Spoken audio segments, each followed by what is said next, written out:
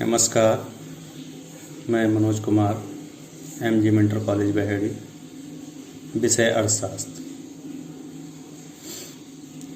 कल हमने उत्पादन लागतों के विभिन्न प्रकारों के ऊपर चर्चा की थी।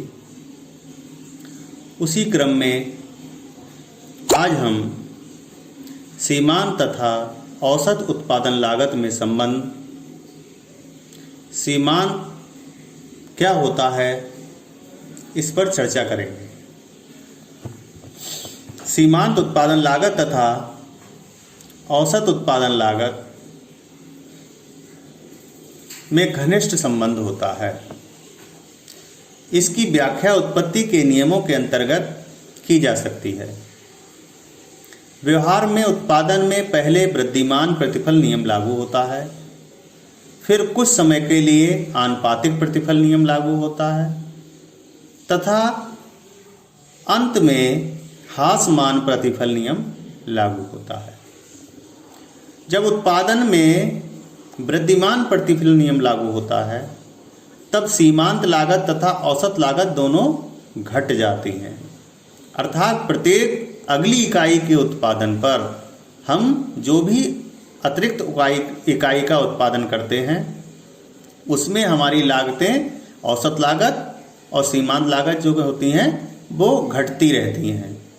इस स्थिति में सीमांत लागत और औसत लागत की अपेक्षा अधिक तेजी से घटना शुरू हो जाती है। परिणाम स्वरूप औसत लागत सीमांत लागत से अधिक हो जाती है। नंबर 2 है, जब उत्पादन में आनुपातिक प्रतिफल नियम लागू होता है। आनुपातिक माने एक समान। अगर हम किसी की 2 इकाई बढ़ते हैं तो उसमें 2 इकाई की लागत भी बढ़ जाती है। तब सीमांत उत्पादन लागत व सीमांत औसत उत्पादन लागत जो होती है वे दोनों बराबर हो जाती हैं। नंबर 3 है ह्रासमान प्रतिफल नियम। इस नियम के अंतर्गत जैसे जैसे उत्पादन बढ़ता जाता है ऐसी दशा में सीमांत लागत और औसत लागत दोनों ही बढ़ने लगती हैं, किंतु सीमांत लागत औसत लागत की अपेक्षा अधिक तेजी से बढ़ती है।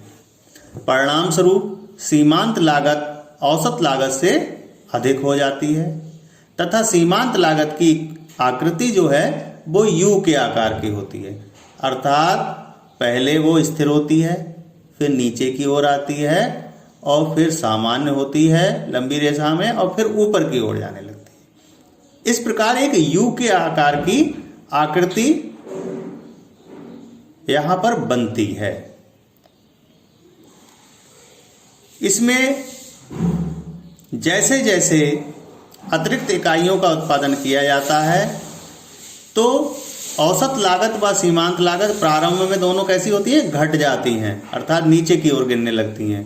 कुछ समय बाद वह समानांतर आनुपातिक हो जाती हैं, अर्थात लंबवत हो जाती हैं और उसके उपरांत वह ऊपर की ओर जाने लगती हैं, अर्थात बढ़ने लगती हैं। अब प्रश्न यह आता है, औसत लागत और सीमांत लागत वक्र U आकार के क्यों होते हैं? आखिर क्या कारण है कि इनकी आकृति U के अनुसार बनने लगती है? तो उसमें प्रमुख कारण जो हैं वो हैं आंतरिक बचतें, जिनको हम 4 श्रेणियों में बांट सकते हैं। नंबर 1 है श्रम संबंधी बचतें। श्रम संबंधी बचतें श्रम विभाजन का परिणाम होती हैं। कोई फर्म उत्पादन का स्तर जैसे जैसे बढ़ाती है श्रम विभाजन उतना ही अधिक मात्रा में किया जा सकता है और श्रम विभाजन के कारण लागत जो होती है वो कम हो जाती है। आप किसी भी फैक्ट्री में या किसी कार्य में आप देख लेते हैं, जब आपके पास ज़्यादा श्रमिक होते हैं तो आप उनको अलग अलग काम सौंप देते हैं। एक मजदूर को कोई काम, दूसरे मजदूर को कोई काम।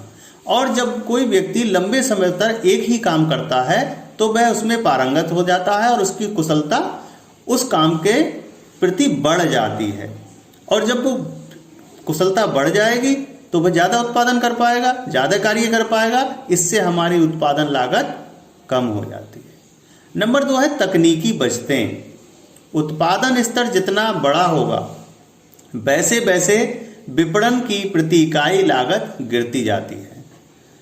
क्योंकि जब आपका उत्पादन, कोई भी आप देखें कुटीर उद्योग होता है, तो वो व्यक्ति बहुत महंगी मशीनों का प्रयोग नहीं कर पाता है, और जो उन्नत मशीनें होती हैं उनकी प्रोडक्शन पावर जो होती है वो ज़्यादा होती है स्वाभाविक रूप से।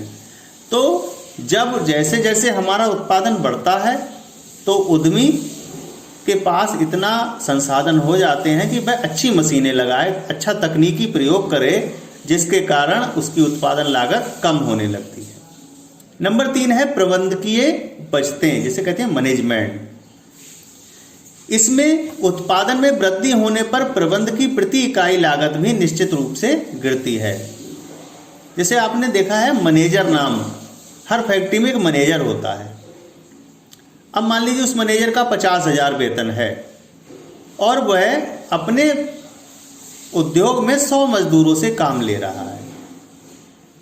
अगर हम उत्पादन बढ़ा दें तो वहाँ पर 500 मजदूर हो जाएंगे, मगर हमें प्रबंधक को वेतन जो है वो 50,000 ही देना पड़ेगा।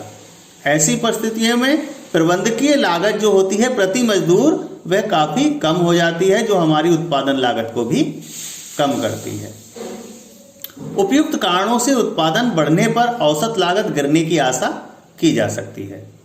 लागत इस कारण गिरती है क्योंकि अधिकांश साधन ऐसे होते हैं जिन्हें बड़े पैमाने के उत्पादन पर ही अधिक कुशलता के साथ उपयोग में लाया जा सकता है। यद्यपि उत्पादन बढ़ने पर फर्म की औसत लागत गिरती है, किंतु ऐसा केवल एक सीमा तक होगा। अगर हम आवश्यकता से अधिक किसी भी उद्योग में मजदूर लगा देंगे तो वहां उत्पादन की मात्रा भी कम हो जाएगी और हमारी उत्पादन लागत बढ़ जाएगी। क्योंकि किसी फर्म का उत्पादन अनुकूलतम होता है तो उसकी औसत लागत न्यूनतम होती है। अनुकूलतम उत्पादन तक पहुंचने के पश्चात औसत लागत बढ़ने लगती है।